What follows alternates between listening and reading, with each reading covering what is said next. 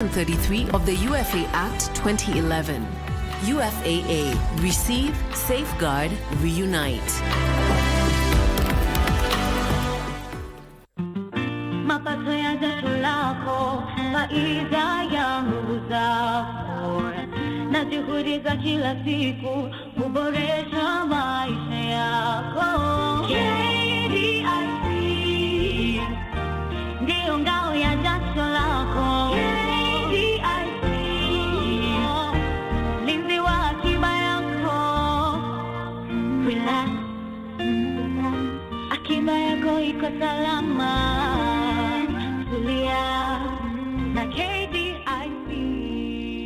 KDIC, safer, stronger together.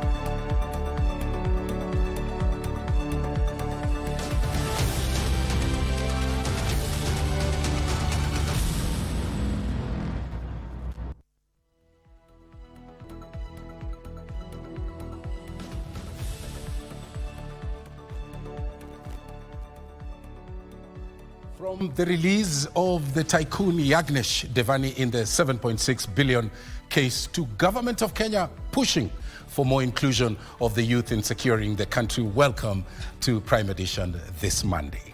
Tonight, we cover the stories ranging from the Senator's demand for special audits on public funds to Pre-COP 29 sensitization workshop in Nairobi. Good evening. I am Nchuma Odem. And my name is Tom Boya. In the highlights tonight.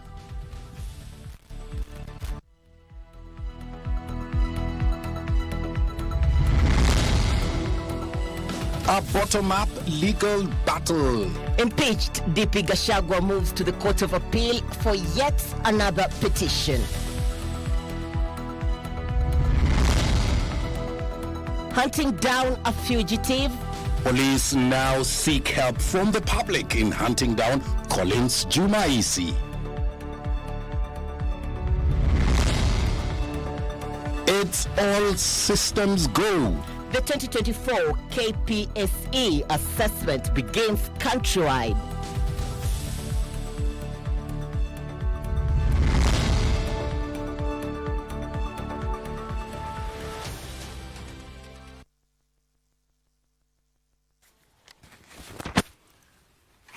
Where are you watching us from? We'd like to know. Our socials at KBC Channel 1. Our sign language expert tonight is Lensa Odingo.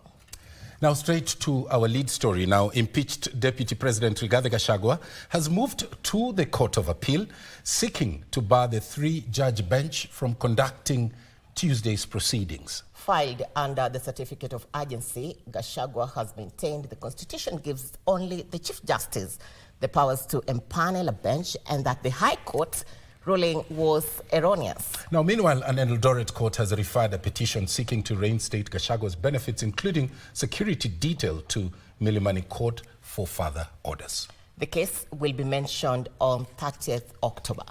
Give us on Maina opens our coverage with that report. Justice Eric Ogola three-judge bench sits on Tuesday to hear two applications seeking to set aside conservatory orders that stop Professor Kithure Kindiki swearing in. Impeached Deputy President Rigathi Gachagua has rushed to the Court of Appeal to stop the proceedings. In an application filed under Certificate of Urgency, Gachagua is opposing the decision of the High Court that ruled Deputy Chief Justice in empaneling the three-judge bench consisting of Justices Eric Ogola, Anthony Mrima, and Frida Mogambi. Through lawyer John Jomo, Gachagua maintains Article 165(4) of the Constitution empowers the Chief Justice to assign, upon certification, an even number of judges to hear and determine a matter raising a substantial question of law. The impeached DP argues the ruling of the High Court was wrong, mistaken and erroneous, and not only based on a grave misinterpretation of Article 165(4) of the Constitution, but also on a very wrong analysis of the letter and spirit of the Constitution. This as the Eldoret Court referred a petition seeking to reinstate Gachagua's privileges, benefits and security detail to the Milimani Constitutional and Human Rights Division. The matter is said to be mentioned before the presiding judge of the division on 30th October 2024 for further orders and or directions. Giverson Minor, Prime Edition. Thank you, Giverson. Now, on to that story of the fugitive. The Directorate of Criminal Investigations is appealing to members of the public to offer information that would assist in rearresting murder suspect Collins Jumaisi, who confessed to killing 42 women and dumping the bodies in Kware area in Nairobi County. Now remember, the suspect was in police custody before escaping alongside 12 other suspects at the Gigiri police station. Here's that report. The Directorate of Criminal Investigations released a notice seeking the public's help in providing information that could assist in the rearrest of murder suspect Collins Jumaisi Halusha. Halusha had confessed to killing 42 women, including his wife. He was being detained at Gigiri police station over the discovery of 9 dismembered bodies of victims aged between 18 and 30 years in Kware area of Nairobi County. Halusha, however, escaped from Gigiri police station together with 12 Eritreans who were found to be illegally in the country just days before his arraignment in court. The DCI, however, fell short of mentioning the bounty, only saying a significant cash reward will be offered for information leading to his rearrest. For Prime Edition, I'm Alvin Kaunda. Now, President William Ruto has hailed the reforms instituted at the Kenya Forest Services 2 years ago, saying that they are finally paying off, with illegal logging reducing by 90%. The head of state further revealed that Kenya Forest Service now largely runs its operations from internally generated revenue, hence reducing dependency on the exchequer. The president spoke Monday when he presided over the graduation of the KFS cadets in Gilgil, Nakuru County, where he called on other government agencies to emulate the Kenya Forest Service.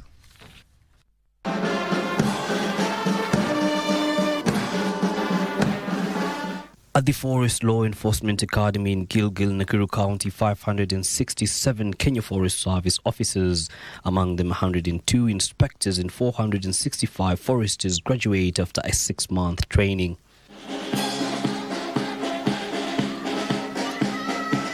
These men and women in boots went through a rigorous forest law enforcement training, including drills and parade, skill at arms, tactics, law enforcement, forestry and wildlife skills development and training in harsh economic and rough forest environment.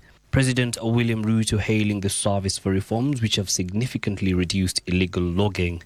Reducing illegal logging and forest criminal activity by 90% is something we should be proud of. The head of state further called on government agencies to emulate Kenya Forest Service, which now generates its own revenue.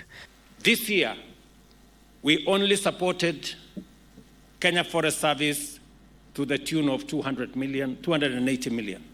The rest of the 4.7 billion budget is raised by Kenya Forest Service itself. That from next year, Kenya Forest Service will exit from requiring resources from the exchequer, and they will run their own affairs using their own internally generated resources. These graduates have undergone successfully and completed a 6 months rigorous paramilitary training, and now they are ready to pick up their responsibilities of forest conservation and protection.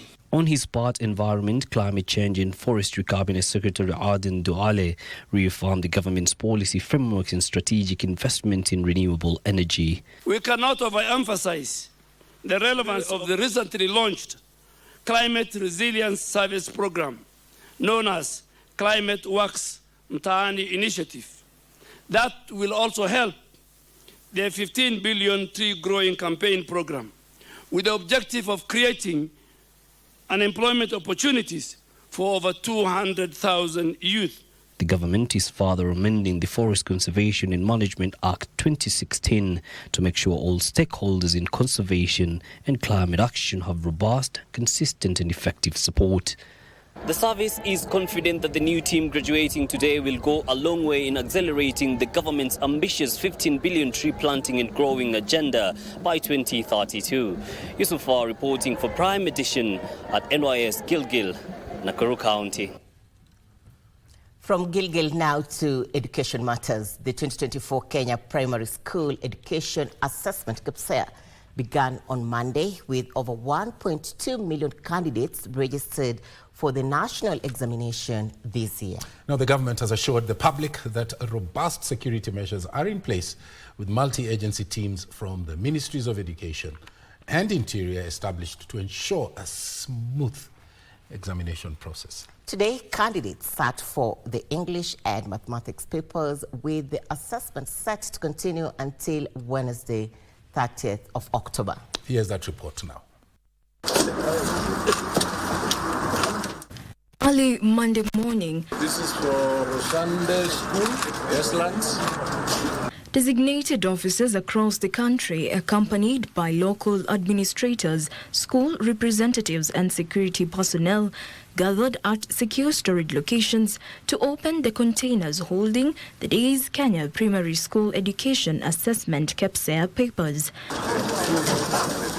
Speaking while overseeing the distribution of the KBC papers at the Westlands Deputy County Commissioner's Office, Education Cabinet Secretary Julius Ogamba confirmed that the exam irregularity hotspots had been mapped with preventive measures put in place. He emphasized that those found cheating will face dire consequences. We are all ready. The hotspot areas have been mapped. We are ready to undertake these examinations, including areas that have had skirmishes like in Tana River. We managed to make arrangements for the students who are from the affected schools to be hosted in security camps like the GSU camp for them to be able to undertake the examination. So no student is going to be left behind. A spot check at the Westlands schools in Nairobi saw students ready to begin their KBC, starting with the mathematics paper in the morning. And unlike in previous examinations protocols, there were no armed security guards in the school premises. Westlands School Principal Kennedy Cheva observed that this year the guards were only slotted to escort the examination papers en route to schools. Hapo mbeleni mtihani ulikuwa kabla center manager kama mimi aondoke pale kwa container, alikuwa lazima aandamane na askari mmoja, ama kwa shule kubwa kama Westlands askari wawili. Isitoshe hao askari walikuwa wamejihami kabisa kwa silaha zao za kazi, uniform proper na bunduki tena kubwa. Wakifika shule watoto walikuwa wanaangalia, wanasema we, leo mtihani umefika, na huo mtihani si mchezo. The opening of exam storage facilities was held in different parts of the country, with county commissioners affirming that security has been heightened to facilitate a smooth assessment process. We are working together with all the agencies to make sure that the exams are delivered and they are credible as the government has planned. Tumeweza kujipanga ili mtihani uweze kufika kwa wakati ufaao katika shule zote. Tumeweza kuarifu wale center managers pamoja na supervisors matarajio wale ambao tuko nayo kwamba wataweza kuhakikisha kwamba wanafunzi wanafanya mtihani bila kusaidiwa. Kwa hii Tharaka Nithi County tuko na 358 centers za KBC. Kwa hivyo ni matumaini yetu kila mmoja ataenda kukalia hiyo mtihani na kufanikiwa. The 3-day assessment is scheduled to conclude on Wednesday, October 30th. On Tuesday, the candidates will sit for integrated science and Kiswahili or sign language before concluding on Wednesday with creative arts and social studies. Jacqueline Masharia for Prime Edition. Let's now move into the corridors of justice, and the Director of Public Prosecutions, Renson Ingonga Mulele, has set free tycoon Yagnesh Devani in the 7.6 billion shillings petroleum products case. Anti-Corruption Chief Magistrate Harrison Baraza was on Monday informed that the prosecution does not want to pursue the case since it does not have witnesses and documentary evidence to sustain the case. Now, the Devani case started, you remember, in 2008 before the businessman fled to the United Kingdom. Details in the Scales of Justice segment with Ruth Wamboi. On Monday, the petroleum products involving Yagnesh Devani was before Chief Magistrate Harrison Baraza for hearing. The prosecution told the court that its key witnesses were reluctant to testify in the case and that others had died. Consequently, I hereby allow that application and proceed to discharge the accused person under that section of the law. It is ordered accordingly. Devani's case began in February this year when he took plea after 13 years in the United Kingdom. The government of Kenya had applied for extradition orders, and Devani was deported to Kenya to face the criminal charges. He had been accused of using his company trading as Triton Petroleum Company Limited to swindle the government of 7.6 billion shillings. The case has been withdrawn under Section 87A of the Criminal Procedure Code, which means Devani may still be prosecuted in future if new evidence is availed.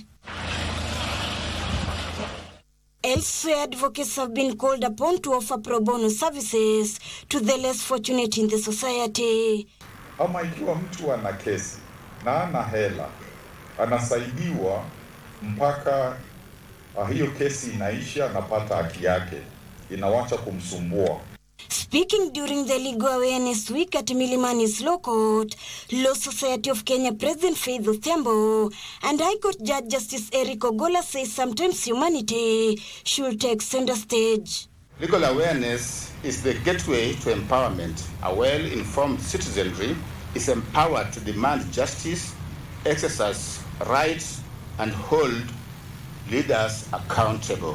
This week, as we celebrate justice, let us remember that justice cannot be celebrated unless it's felt by the people. It's my hope that through the activities of the Legal Awareness Week 2024, we'll take justice out of the courts into the streets, the prisons, remand centers, where they need it the most. This even as a clarion call to stop extrajudicial killings and abductions of citizens reverberated. The Legal Awareness Week is being held under the theme, Empowering Citizen Participation. Ruth Wamboi for Prime Edition.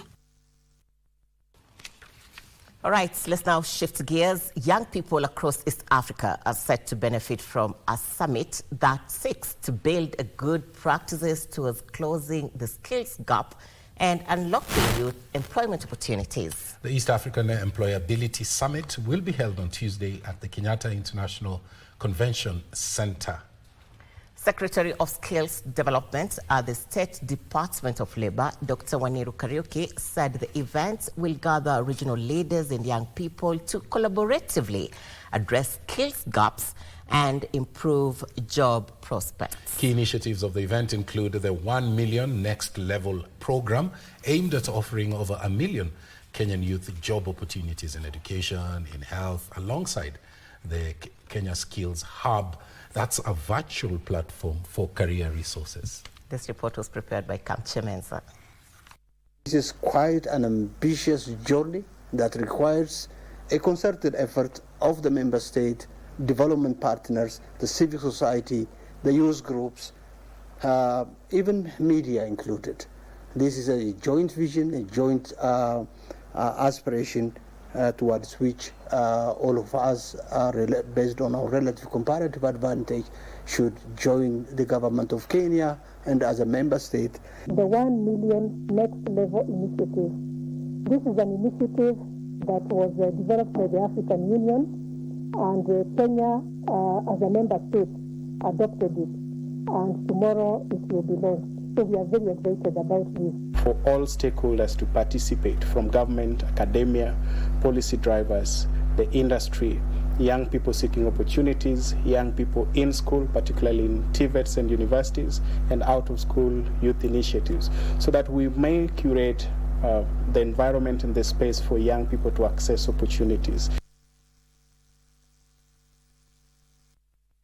Now, the government is pushing for more inclusion of the youth in securing the country to curb threats posed by violent extremism. At a meeting with youth representatives from all the 47 counties, the National Counter-Terrorism Center Director Kibiego Kigen said evolving technology that is often exploited by the youth is an emerging threat, hence the need to involve them in policy formulation. Kamchemeza tells us more.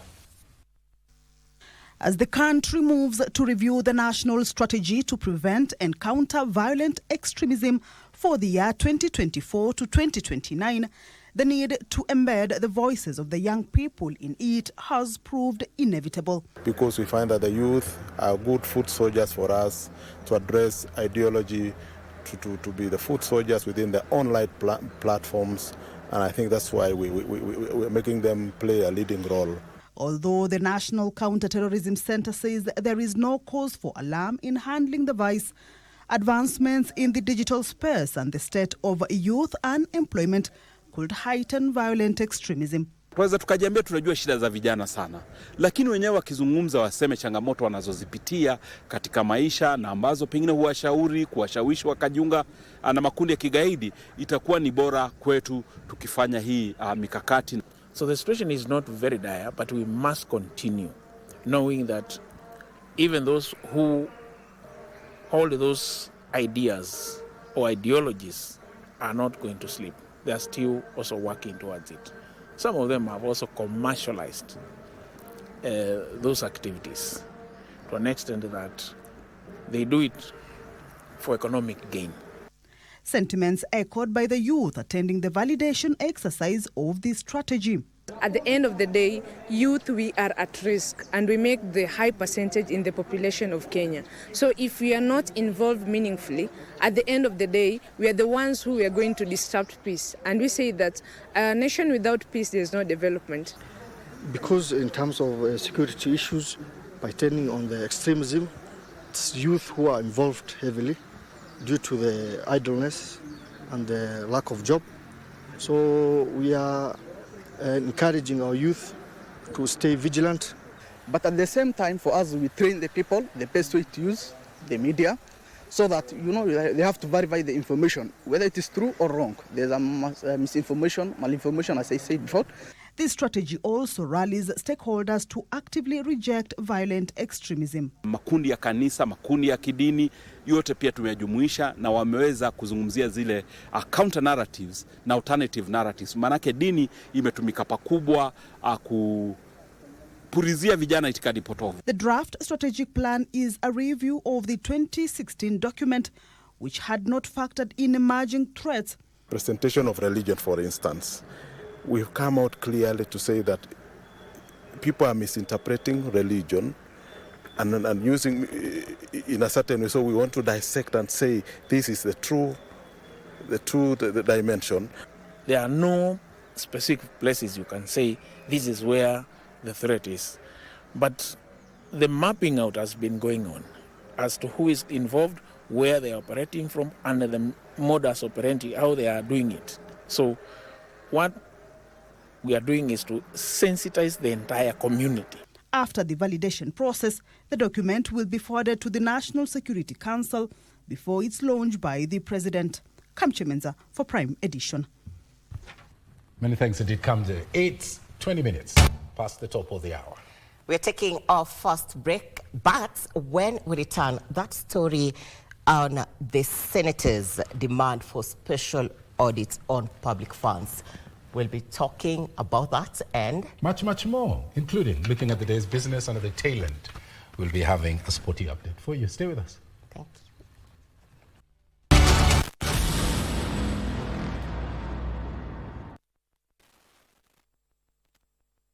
Welcome to the Kenya Deposit Insurance Corporation, or KDIC, a state corporation established under the KDI Act Cap 487C. But who exactly are we? KDIC provides a deposit insurance for customers of member institutions. This means we protect your hard-earned money deposited in banks, giving you peace of mind knowing that your savings are safe. KDIC is also mandated to receive, liquidate, and wind up troubled banks, as well as provide incentives for sound risk management. We are here to protect your bank deposit and, together with other safety net players, ensure a stable financial system. KDIC, safer, stronger, together. Are you a holder of unclaimed financial assets? All holders are notified to report and surrender unclaimed financial assets to the Unclaimed Financial Assets Authority, UFAA, on or before November 1st, 2024. It is now easier to report and surrender. Visit www.ufaa.go.ke and get started to beat the November 1st deadline. It's your turn. Report and surrender today. Please note that failure to report and surrender qualifying unclaimed financial assets attract penalties and sanctions in line with Section 33 of the UFA Act 2011. UFAA. Receive, safeguard, reunite. Rahisisha uwezo wako wa ushindi kwa kukuwa memba wa Loto Moto, na ni rahisi. Dial *570#, chagua option 1. Ukiwa memba ni rahisi kufika kwenye jukwaa hili ili kujaribu mchezo wetu wa Loto Moto Show. Na pia kama memba unajipa nafasi rahisi ya kuingia kwenye promotion zetu zinazokupa nafasi ya kujishindia chapaa na zawadi kibao kama TV, friji, pikipiki, mashamba na pia magari. Kuwa memba ni *570# option 1. Tushinde kama members.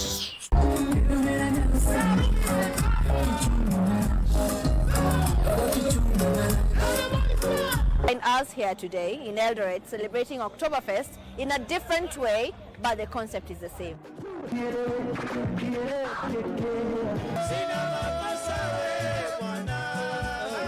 The MTV Sugar Mashariki Open Auditions offered a unique platform for fresh talent to step into the spotlight and join a series that continues to captivate millions across the continent.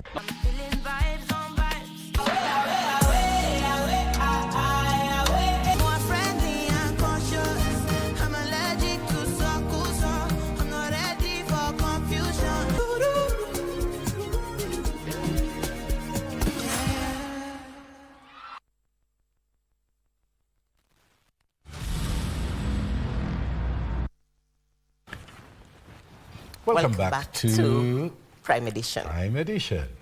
I didn't see that coming. It happens. Thank you for your feedback. And we do want to do 2 acknowledgements. Kimboy Mobego, you're watching KBC Channel 1 all the way from Eldoret, and Hosea Ngetich watching KBC Channel 1 all the way from Kitale. Thank you. Continue interacting with us. On to that Senator story, Tom. Oh, that's right. And the senators are tonight demanding that the Auditor General conduct a special audit on public funds that are spent on legal fees by Uasin Gishu County government. The lawmakers are concerned some county officials could be convening with private law firms to swindle county funds through fines for contempt of court. Now, the Uasin Gishu County Governor, Jonathan B., was at pains to convince the Senate County Public Accounts Committee how his administration reduced court cases by 243 litigations in 1 year, and the amount of funds the county spent on over 173 cases it lost in court. 73 cases. Was the judgment entered against the counties, and how much in case of financial and the CCM finances here? On 173 cases lost. It's unfortunate that we don't have a legal officer here or Solicitor General who would have given us the details on the same. But I commit myself to provide. Every question we have raised, you say you need more time to get more documentation. Is it not wise to, at this point, Chair, maybe to get the mind of the governor, we adjourn and give you more time to go and get the proper documents? I think, Governor, you seriously need to look on these matters of court case. so that you are up to date with what is the current status and what is the position of the county government. Unless you do that, you're going to lose a lot of money. It looks like legal fees is a Trojan horse in your county. And I'm not imputing improper motives on practitioners of that profession. It might not be practitioners, it could be just your officers who are opening those back doors for looting of public resources.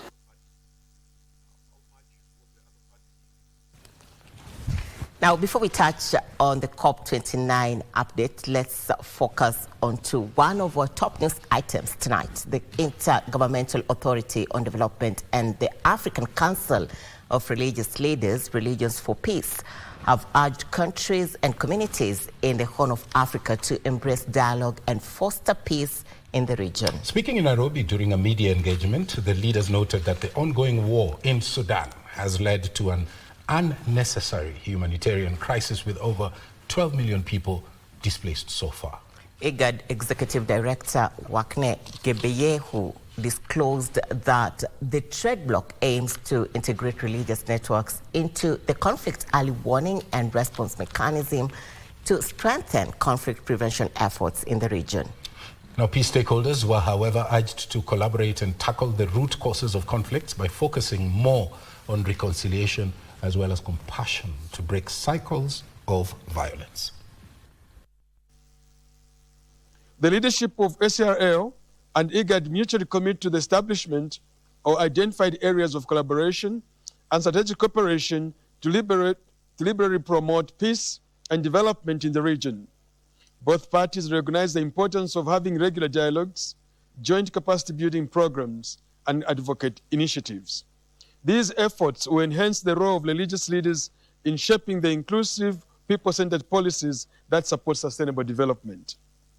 Both institutions express concern about ongoing regional conflicts and insecurity, which destabilizes communities, disrupt livelihoods, displace millions, and hinder development.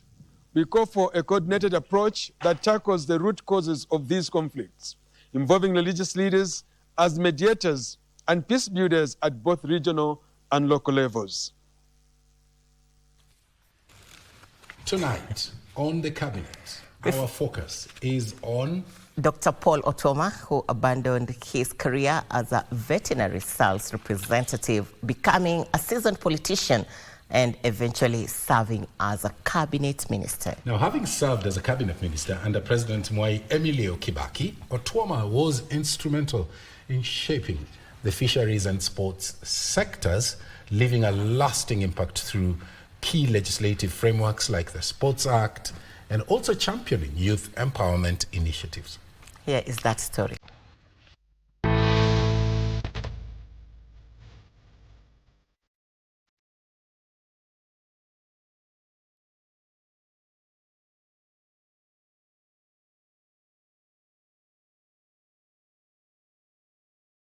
Born on 15 September 1966 in Busia, Dr. Paul Otoma went to school in Khalsa Primary School in Nairobi in 1974, where he sat for his Certificate of Primary Education examination in 1980. He transitioned to Eastleigh High School for O-levels from 1981 to 1984 and later joined Nairobi School for A-levels, finishing in 1986. He studied at the University of Nairobi, where he attained an undergraduate degree of Bachelor of Veterinary Medicine and Masters in Business Administration. After graduation, he worked as a waiter at a popular fast food restaurant in Nairobi.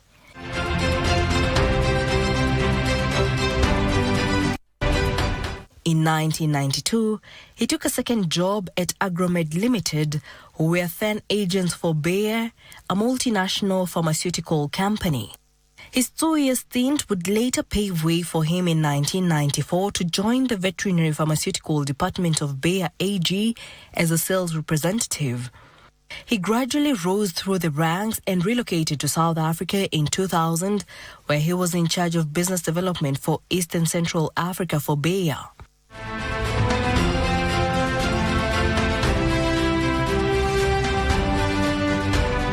In 2003, he came back to Kenya to set up a chemicals distribution company called Mwanga Agrovet. He doubled as a keg distributor in Nyanza and Western Region for Kenya Breweries Limited through his Kisumu-based company called Nyando Limited. In 2007, he won the Funyula parliamentary seat.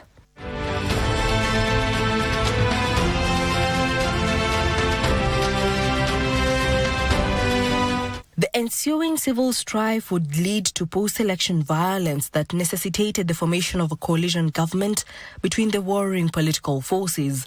In 2008, he joined the cabinet as Minister for Fisheries Development. He then served as the Minister for Sports and Youth Affairs. He oversaw the formulation of the Sports Bill, now an Act of Parliament, that led to the establishment of the Sports Fund. While in charge of the ministry, he oversaw the ratification of the African Youth Charter, the first legal framework in favor of youth development.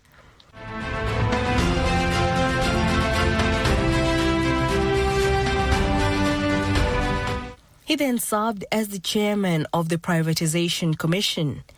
In 2017, he participated in the Busia gubernatorial race on an ODM ticket, but lost to Sospita Ojamo.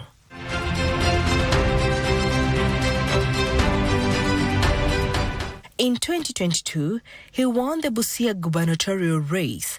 He is currently serving as Busia governor. Jackie Wambiru, The Cabinet.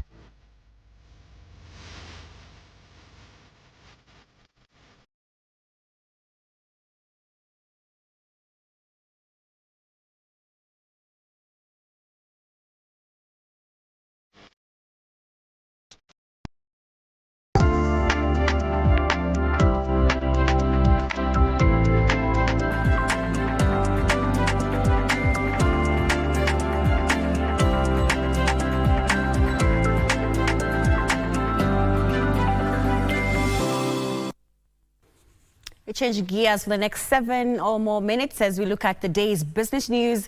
My name is Wairimu Jenga. Now, the East African Community member states are working on various policies aimed at harmonizing various trade and tax procedure.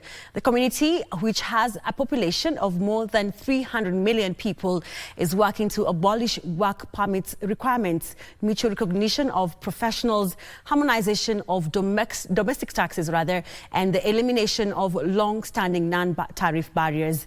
MSME's Development Cabinet Secretary Wycliffe Oparonya says the elimination of trade barrier will help in the growth of small businesses, which accounts for more than 85% of all jobs in the region. I want to talk to you and see how can you be supported in terms of financing. How can we support you in terms of even capacity building, business development of your business? How do you move also from South Sudan and spread your wings to DRC Congo? A conglomerate of ministries are actually putting energies together, and they specify depending on which ministry does which mandate. Ndio sasa wakishafanya, wakati tunaweka pamoja, tunaweka kwa treaty, ndio tunapambana naye katika Council of Ministers kwa EAC. Kwa hivyo mambo hayo tumesikia, na mimi najua hata wakati tulikuwa tunaongelea, I was just pointing out kwamba kuna mambo mengine kati ya yale mumesema ambayo yana fall within the agreed treaties, yenye kila country within the 8 member states, whether mdogo ama mkubwa, awe a big boy ama small boy. MSMEs have been identified as the only area that we can grow the economy. In Kenya is a major pillar. It's one of the 5 pillars for the Kenya Kwanza government.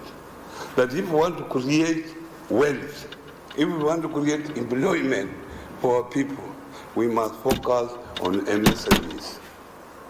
And that's why the president thought it wise that now let us have a specific state department under PS. Now, still on trade, there is a need to sensitize young and emerging entrepreneurs on the expanded markets under the African Continental Free Trade Area to capitalize on export opportunities. The East African Business Council says equipping the youth with information about the reduced trade barriers will enable them expand their businesses and build a more competitive economy.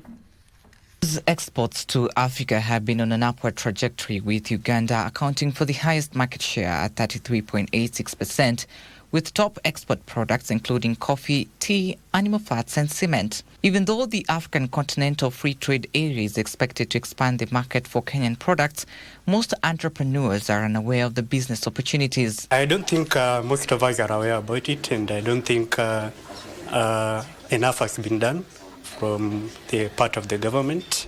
In as much as they've tried to sign the agreements, most of us are still not aware about the opportunities there is about exporting their products. Young people might never come to forums and sit for a whole day, but you'll find them in social media. They are friends to social media, so simplified and tailor-made awareness to these spaces that young people are in. You can imagine if you have a product and it is well known and demanded by 1.3 billion consumers, you can imagine that opportunity itself is a huge one.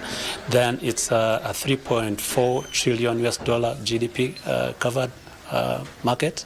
So that means there's already finance. The East African Business Council says there is need for collaborative effort to sensitize businesses about opportunities and offer them industry linkages. You need to get ready. You need to start really getting your house ready because the market is huge, opportunities are high, but how are we ready as a private sector? How are we ready to compete? Because competition is going to be open, but competition is good for business. Quality has been improving in the country.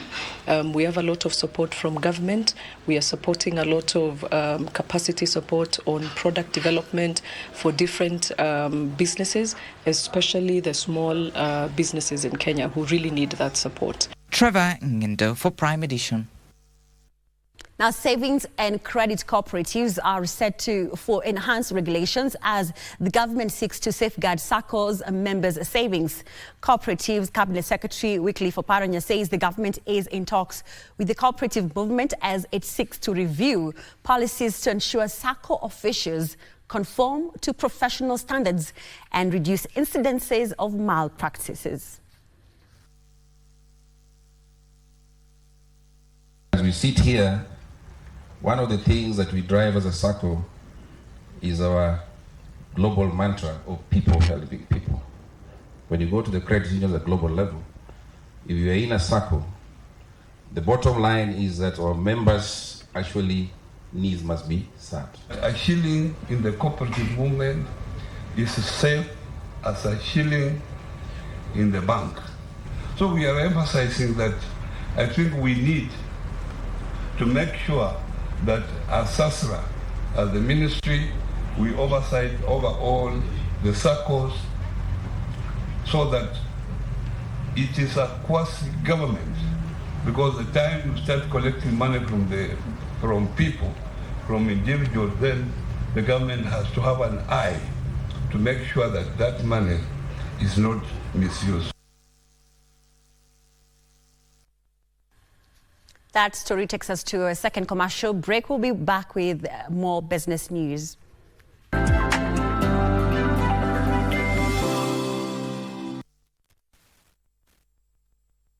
Rahisisha uwezo wako wa ushindi kwa kukuwa memba wa Loto Moto, na ni rahisi. Dial *570#, chagua option 1. Ukiwa memba ni rahisi kufika kwenye jukwaa hili ili kujaribu mchezo wetu wa Loto Moto Show. Na pia kama memba unajipa nafasi rahisi ya kuingia kwenye promotion zetu zinazokupa nafasi ya kujishindia chapaa na zawadi kibao kama TV, friji, pikipiki, mashamba na pia magari. Kuwa memba ni *570# option 1. Tushinde kama members.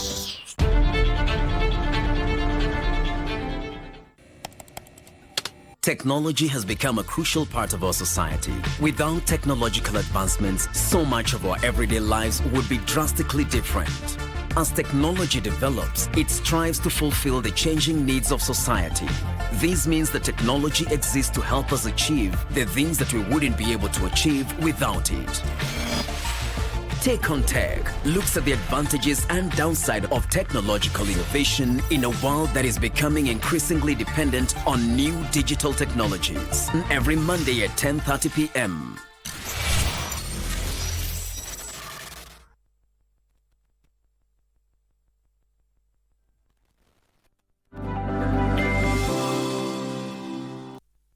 Thank you for staying with us. We continue with the day's business news. Now, Africa's first digital marketplace for communications professionals has been launched to connect businesses to their markets in the continent from anywhere in the world. The platform, dubbed Color Precision, supports vendors offering critical communication service and key support services to help grow businesses. Maintain a competitive edge in today's fast-evolving business environment, businesses must make use of technology. High visibility is a critical growth factor for businesses, helping them attract attention from key stakeholders such as customers, partners, and investors. In this light, Color PR has launched Color Precision, a platform through which companies can connect with target audiences through a network of agencies, media channels, and professional vendors, all in one place, while vendors will be able to receive job requests directly from clients, thereby increasing their workflow and revenues. And we've onboarded thousands, and not just in Kenya, because it's web-based, so we are piloting it, or rather releasing it to the market in different countries, Zambia, Ethiopia, Tanzania, Uganda, Ghana, Nigeria, all at the same time. We are helping vendors to access millions of customers. There's the possibilities of also collaboration between vendors. For example, if you have a big client that you do not have capacity to handle, you can actually collaborate within the system, agency to agency. The platform targets both SMEs and major global enterprises to take African business global while bringing global businesses to Africa. We had the Africa Free Continental Trade Agreement that collapses a market of 1.2 billion people. It's going to be bigger than any other market, single market anywhere else in the world, because everybody wants to do business with Africa. It's the next market. It's actually probably the last market. This is where it's happening with a youthful population, raw materials. We have everything that we need to make this continent successful. Every business has a start, and it doesn't often start with a big budget. And the fact that it is Kenyan owned, it's a proudly Kenyan and African owned business. That especially, that innovation is no longer being imported, it is now being exported. Businesses and service providers can sign up on the platform for free, with closed transactions attracting a 5% commission. Now, market disruptions, environmental issues, high cost of production, and competition from regional and global markets are the key challenges facing the Kenya's textile and apparel value chain. Investment and Promotion Principal Secretary Abubakar Hassan says Kenya is creating an enabling environment to make special economic zones more competitive and conducive for investment. Market access is very important for our products, and what we are seeing in the textile and value chain, textile and apparel value chain, the market for America itself, it's a 100 billion market. They wananunua or they import a cloth of 100 billion, but what is coming from Kenya is only $500 million. So that is less than 1%. So what we are saying is that we want to make our EPZ program more competitive so that we can attract more investors. So in these strategic plans, we are engaging all the stakeholders, our investors. We are engaging the ministry, and we are engaging the financial and all other stakeholders, so that we are able to come up with a document that is going to assist us to move this EPZ forward in a very successful way.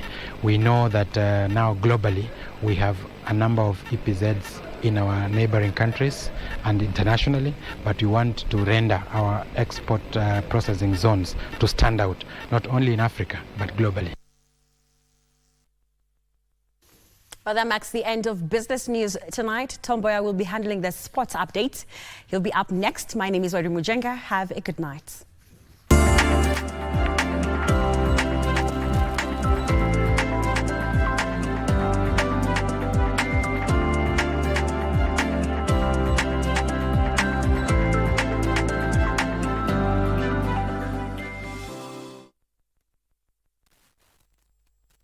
Hamasisha uwezo wako wa ushindi kwa kukuwa memba wa Loto Moto, na ni rahisi. Dial star 570 hash, chagua option 1. Ukiwa memba ni rahisi kufika kwenye jukwaa hili ili kujaribu mchezo wetu wa Loto Moto Show. Na pia kama memba unajipa nafasi rahisi ya kuingia kwenye promotion zetu zinazokupa nafasi ya kujishindia chapaa na zawadi kibao kama TV, friji, pikipiki, mashamba na pia magari. Kuwa memba ni star 570 hash option 1. Tushinde kama members.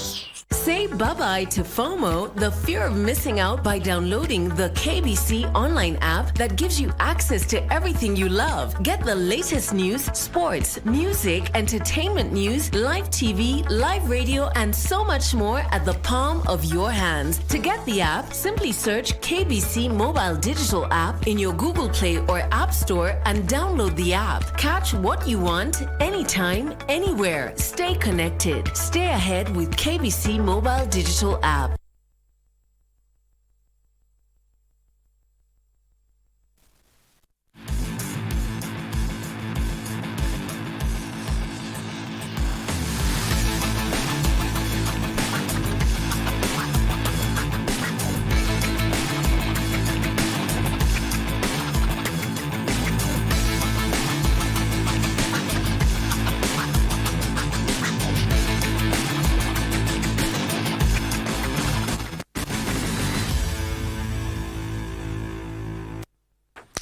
Welcome to the sports segment, and we begin with the IAAF nominees. The World Women's Marathon record holder Ruth Chepngetich and World Half Marathon leader Agnes Chebet-Ngetich are among the nominees for the 2024 Women's Out of Stadium Athlete of the Year Awards.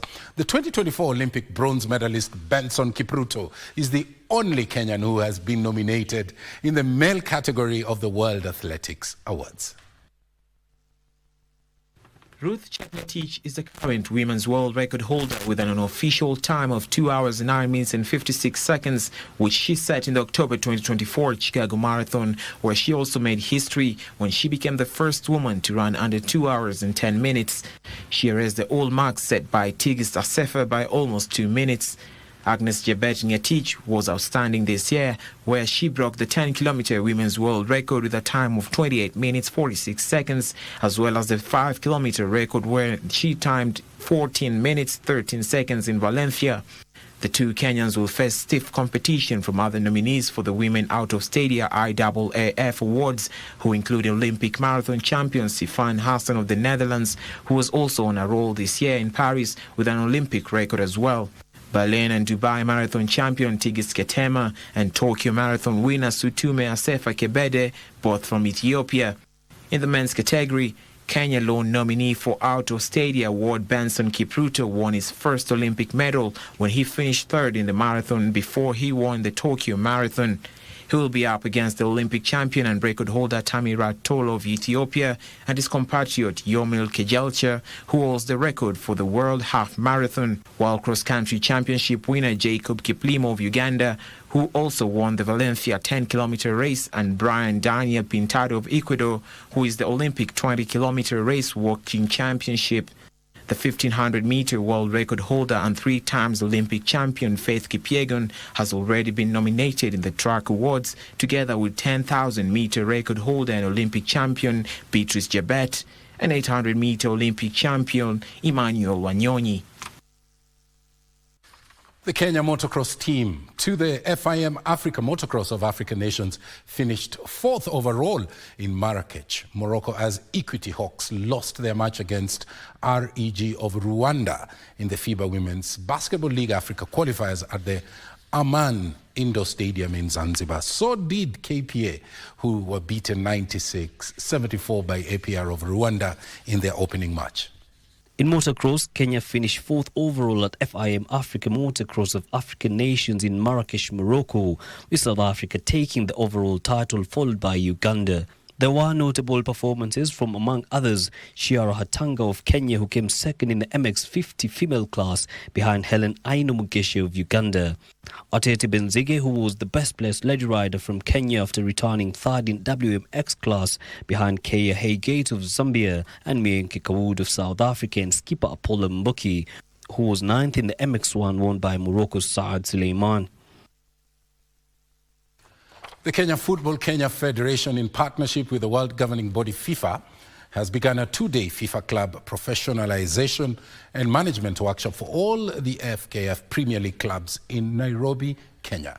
According to the FKF president, Nick Mwendwa, the workshop aims to empower local football clubs with the skills in strategic planning, governance, and also financial management. Also in attendance is the FIFA head of development programs in Africa, Solomon Mudenge, who added that the program will go a long way to improve how clubs are run in the country. The 2-day event comes to an end on Tuesday.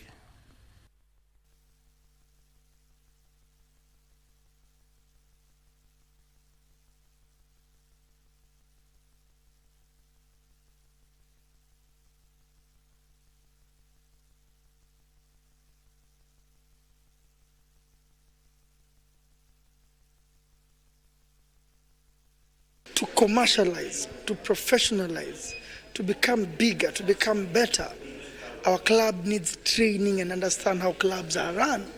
And that way then they can change their club with time. There's a lot of enthusiasm on the side of the clubs. As you've heard from the president, club licensing is being done here, and we're here to further support all the capacity building initiatives, looking at the club professionalization and management. FKF presidential candidate Hussein Mohammed has raised concerns on the transparency of the FKF electoral board ahead of the FKF general elections that's slated for the 7th of December this year. Meeting football delegates and stakeholders of Kiambu County, Hussein noted that some polling stations had been moved from their initial venues, raising suspicion of the transparency of the electoral board. We have seen a list that most of our aspirants are up in arms on, and this has to be rectified immediately. Our strong recommendation is that the elections must be held in an environment that is safe, an environment that will show that the process is free and fair, that will show the credibility of these elections, that will be as transparent as possible. He appealed to the electoral board to be honest and conduct elections fairly, as that is the only way to move football forward. You cannot have a contestant who is the one dictating how the voter register will look like. That is totally unacceptable.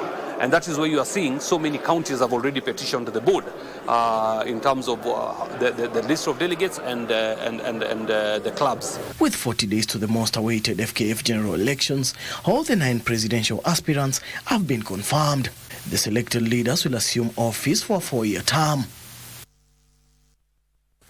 Further afield, Spain will meet England on Thursday in the semi-finals of the FIFA Under-17 Women's World Cup in Santo Domingo, Dominican Republic. Spain, who won their second FIFA Under-17 women's title in 2022, drubbed Ecuador 5-0 in the quarterfinals to set up a semi-final place against the young Lionesses of England, who eliminated Japan 4-1 on post-match penalties after a 2-2 draw at the Felix Sanchez Olympic Stadium. United States of America will face North Korea in their first semi-final Wednesday at the Caballeros Stadium after they eliminated Nigeria 2-0 in their quarterfinals. North Korea beat Poland 1-0 in the other match.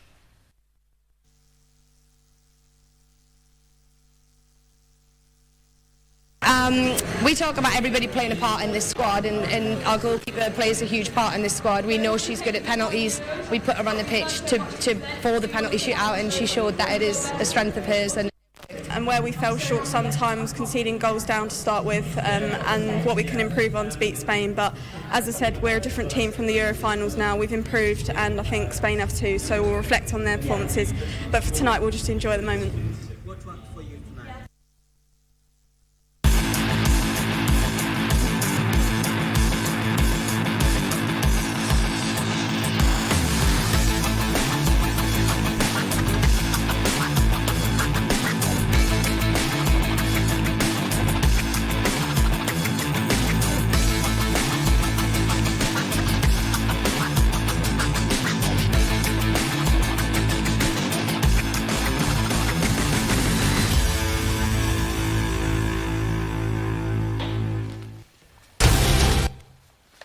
Well, that's all we had time for on the day that the pre-COP29 sensitization workshop that was held here in Nairobi, Kenya, made a strong case on the question of diversity. And the people who are able differently said they want to be given a chance on matters environment that includes biodiversity.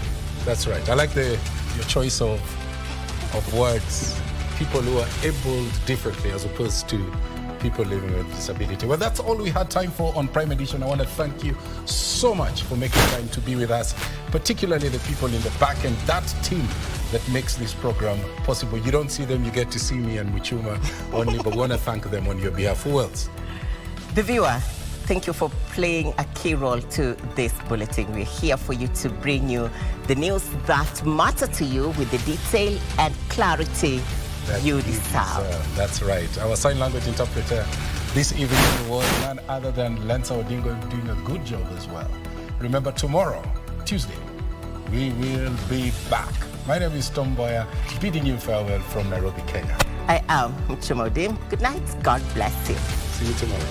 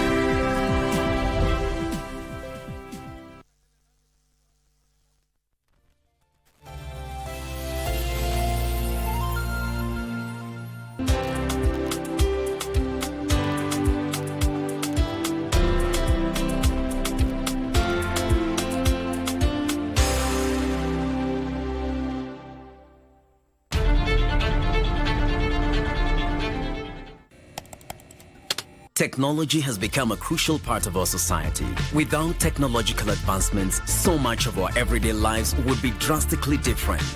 As technology develops, it strives to fulfill the changing needs of society. This means that technology exists to help us achieve the things that we wouldn't be able to achieve without it. Take on Tech looks at the advantages and downside of technological innovation in a world that is becoming increasingly dependent on new digital technologies. Every Monday at 10:30 p.m. Say bye-bye to FOMO, the fear of missing out, by downloading the KBC Online app that gives you access to everything you love. Get the latest news, sports, music, entertainment news, live TV, live radio, and so much more at the palm of your hand. To get the app, simply search KBC Mobile Digital app in your Google Play or App Store and download the app. Catch what you want, anytime, anywhere. Stay connected. Stay ahead with KBC Mobile Digital app.